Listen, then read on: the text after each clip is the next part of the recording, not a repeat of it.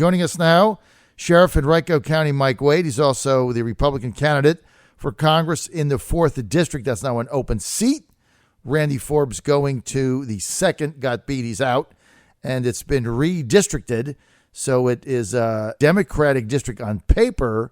Don McKeechin, the Democratic candidate, he's the favorite there, but Wade thinks he's going to pull the upset. So, guy's been elected sheriff of Henrico County multiple times. So he's obviously has got some clout, and he's got a new immigration plan for America. Sheriff Wade, good to have you with us. Thank you, John. Okay, so you come out yesterday with a new immigration plan. Can you share that with our audience? Yeah, first of all, I like to say one of the problems if we look at just deporting everybody is we don't know who they are. In order to deport them, you would have to detain them. There's only 810,000 jail cells, and we're looking at between 11 and 17 million people. In order to identify them, I believe the law enforcement would have difficulty. It'd be a tremendous amount of problem with racial profiling if we just decide to try to figure out who the people are. So my method is to have a 2-year window where people would self-report that they're here illegally. At the end of the 2 years, if they didn't report, they'd automatically be removed. And once they reported, they'd go through a process within the federal system where they would be put on 5 years probation. During that probation, they would do the exact same thing that everybody else that's criminally put on probation. And I would require a certain amount of community work during the time. Okay, so when you say put on probation, what exactly does that mean? Define that, and does that include a path to citizenship and over time the right to vote? No, it would give you 5 years to be here in that status, and then you would go to a legal status where people could follow the normal procedures in this country to get citizenship. Basically, they would have to wait 5 without doing anything. They wouldn't have to leave, but they would have to wait 5. Then after 5-year period, and then they would go through the application processes as if they were somewhere else. That's right.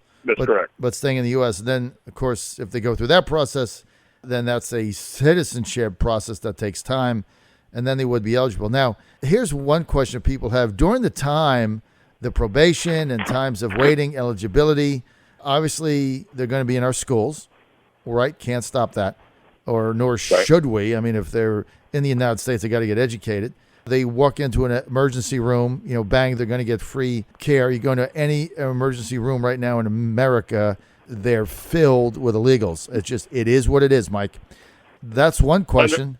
Now, what about entitlements? Are they eligible for food stamps, welfare, Title 8 housing, what?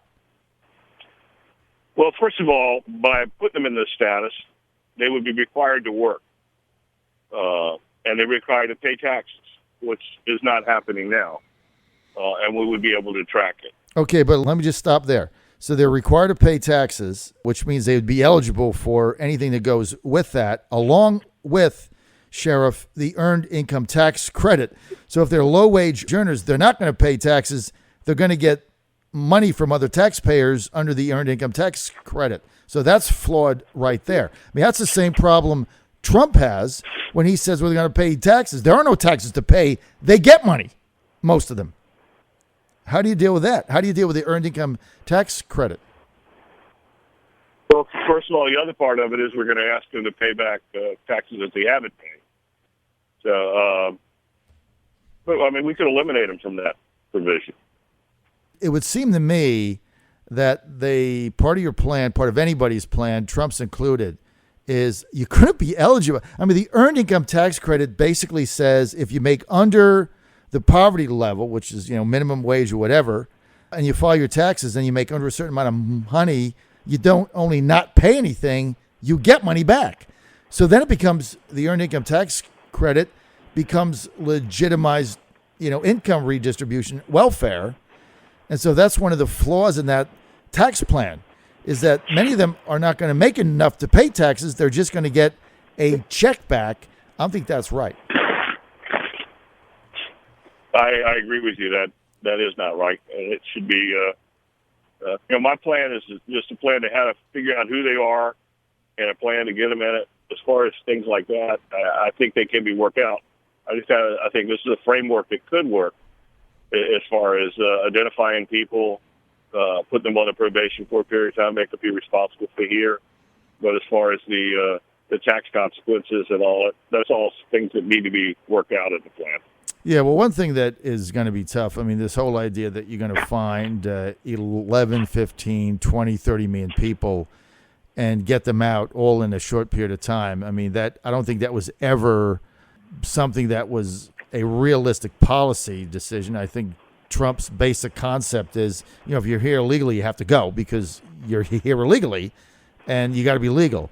But I want to get to, what about Trump's concept that if you're here illegally and you're a felon, you get rounded up and thrown out immediately and you can't come back?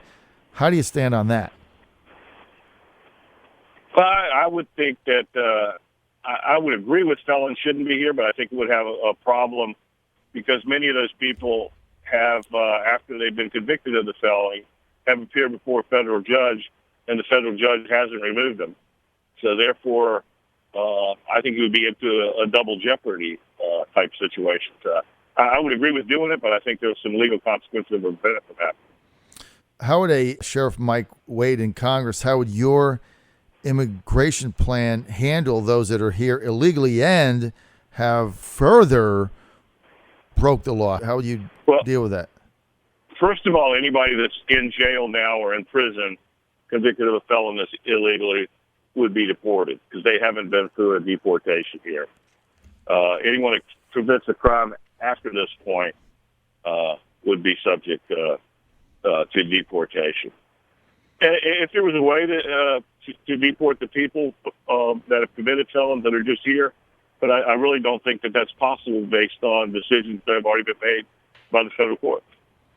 Okay, so Donald Trump, Sheriff Wade, is going to outline the detail, we think, of his immigration plan. Let's call it his domestic immigration plan tomorrow, as we understand it. That might change, but that's what we've heard. What would be, if you were giving advice to Donald Trump right now on this, Sheriff, what would it be? I would take a look at the process to start, how you identify people, the problems that law enforcement would have, such as if people lived in a house and you seized all the family members, what would you do with the house? I mean, who's going to take responsibility of the property? If you have adults that are here and they have kids, what are you going to do with the kids? You've got to come up with a solution to where people self-report and get them into the system with a positive outcome at the end for both people. And that's why I believe, majority of people that go before the federal courts now on deportation are not deported. And nothing's done. They're just put back in the public. My plan of putting them on probation is a legal sanction, and it takes it a step farther than what the courts have historically done. All right. Sheriff Mike Wade outlining his immigration plan. He's running for Congress in the 4th District. He's the Republican candidate facing off with Don McEachin. He's the Democrat that'll be settled in November. We're thinking about asking the two campaigns if we could host a debate. Is that something that you would be interested in? Absolutely. All right. I'll see if I can get that made. I talked to the McEachin campaign a couple of weeks ago. They said they were open to that. So after the Labor Day holiday, I'll see if I can get that set up. For more information, go to sheriffmikewade.com, sheriffmikewade.com, Republican congressional candidate in the 4th District. Hey, Sheriff Wade, thanks for being with us, man. Thank you.